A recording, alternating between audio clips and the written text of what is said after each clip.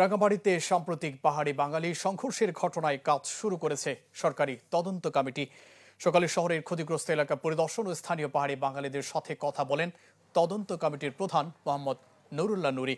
সাংবাদিকদের তিনি জানান, দুই জেলায় সহিংসতার প্রকৃত কারণ অনুসন্ধান, জড়িতদের চিহ্নিত করা ও ভবিষ্যতে পুনরাবৃত্তি না ঘটা এসব বিষয়কে প্রাধান্য দিয়ে তদন্ত করছেন তারা।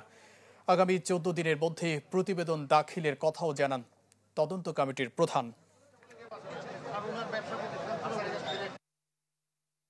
মূল কারণটা কি ছিল এবং এখানে ক্ষয়ক্ষতিগ্রস্ত ব্যক্তি কারা তাদের তালিকাটা প্রণয়ন করা এবং তাদের ক্ষয়ক্ষতির বিষয়টা সরকারকে জানানো এবং সামনের সময়ে যাতে এই ধরনের সহিংস ঘটনা না ঘটে তার জন্য সুপারিশ প্রণয়ন করা, এই তিনটে কাজে আমাদের করার মূল দায়িত্ব এবং এটার জন্য আমরা সব জায়গাগুলো ভিজিট করতেছি, সবার বক্তব্যগুলো নিচ্ছি।